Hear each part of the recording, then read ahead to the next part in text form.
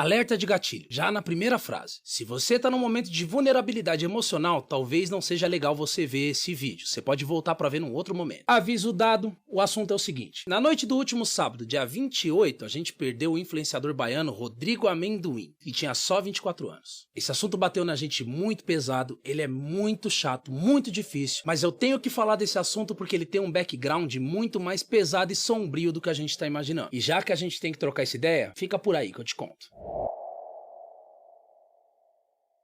Na madrugada do sábado pro domingo eu tava na rua com alguns amigos quando voltando a gente recebeu a notícia do falecimento do Rodrigo Amendoim, que a galera que era fã chamava de Mendo. E essa notícia bateu na gente muito forte porque ele era realmente um de nós. Negro, vindo de periferia, de uma infância super pobre e difícil e que teve uma oportunidade na vida através da criação de conteúdo. E assim que chegaram as primeiras informações sobre o motivo do falecimento dele, ficou claro que essa história tem um background muito mais sombrio. Como o mal atinge as pessoas diferentemente. E não é um mal religioso, moral, mitológico que a gente costuma ver em história e filme de terror. Desde Hipócrates, que foi um médico nascido 460 anos antes de Cristo na Grécia, a medicina já tem o costume de tratar distúrbios, doenças, desordens como um mal que acomete os seres humanos. E até nas línguas de hoje em dia as enfermidades são descritas com palavras que vêm dessa noção de mal. Até hoje em português ou espanhol a gente fala mal de Parkinson, mal de Alzheimer. E até a palavra maluco, que hoje é pejorativa, vem de duas palavras do latim,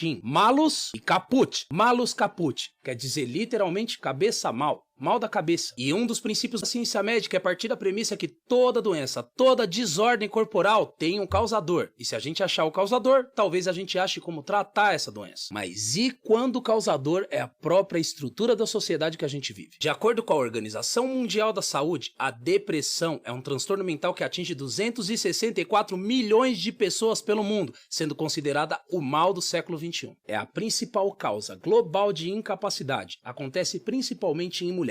E no pior dos casos pode levar as pessoas a tirarem a própria vida. A depressão anda de mão dada com outros transtornos, tipo o transtorno de ansiedade ou síndrome do pânico, males que infelizmente ficam cada vez mais comuns. Tem vários canais que falam detalhadamente sobre os causadores da depressão e como tratá-la, mas como esse não é o foco desse vídeo eu vou resumir bem. Ela pode ser causada por vários fatores como mudanças hormonais, doenças crônicas, uso de álcool e drogas, entre um monte de outras coisas. Mas parece ser um consenso que o causador principal da depressão é o combo estresse-trauma. E como se não bastasse, é aqui que a nossa história fica ainda mais sombria. Segundo o Dr. Bruno Mota, do Laboratório de Psicologia da Universidade Federal Rural do Rio de Janeiro, pessoas negras sofrem tantas violências e microviolências no dia a dia que é como se a gente vivesse constantemente num estado de estresse pós-traumático, que é aquela doença que acomete soldados que acabaram de voltar do campo de batalha. E para piorar, ainda existe um estado de depressão específico de pessoas negras, chamado banzo. É um distúrbio que acontece quando pessoas negras são trazidas da África e arrancadas à força da sua cultura materna,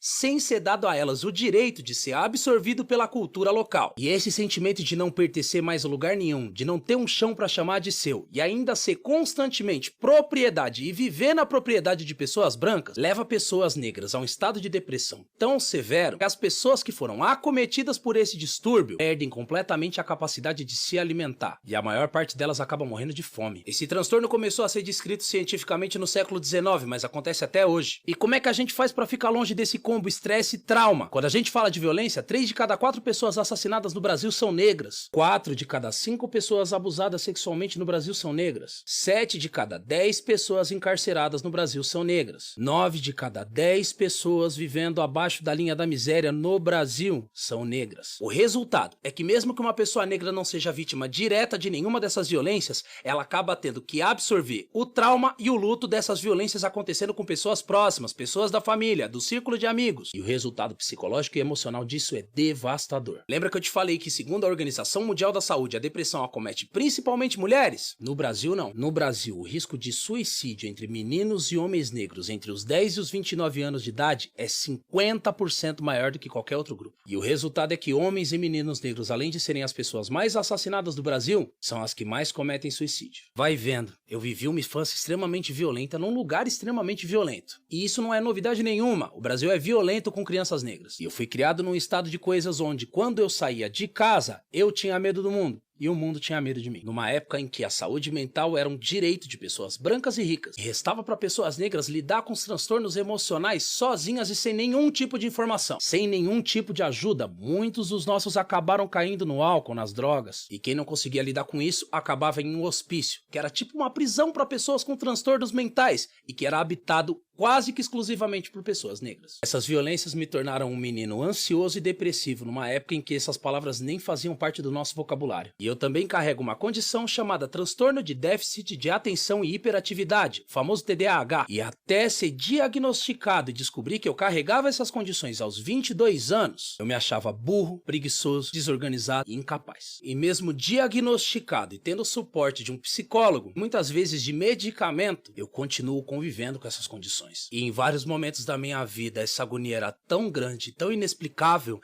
que todos os dias eu acordava tendo que brigar com uma voz na minha cabeça que dizia assim: ninguém vai sentir falta de você, todo mundo vai ficar melhor sem você, tá doendo demais. É só você acabar com isso. Com a ajuda médica e fé, eu tenho passado por isso, mas muitas pessoas não passam. E depois da pandemia de Covid-19, a gente tá vivendo uma pandemia de depressão. E além das informações sobre tudo isso ainda serem insuficientes, os tratamentos também ainda são insuficientes. E muitas vezes inacessíveis para a maior parte das pessoas negras e de periferia. E isso unido a uma crença religiosa popular que essa agonia que a gente sofre é falta de fé, fraqueza de caráter, e uma crença que essas pessoas que passam por tamanha agonia ainda vão ter mais punição na outra vida em vez de acolhimento, é uma verdadeira construção de um filme de terror. Esse vídeo aqui é mais um desabafo que qualquer outra coisa. E a gente precisa entender o papel cruel que o racismo tem nisso tudo, na desumanização de meninos e homens negros. E todo mundo precisa fazer alguma coisa a respeito. Se você tá passando por uma situação dessa, você não está sozinho. E você pode ligar no número 188 de graça, de qualquer celular, pro Centro de Valorização da Vida. E lá você pode conversar com alguém.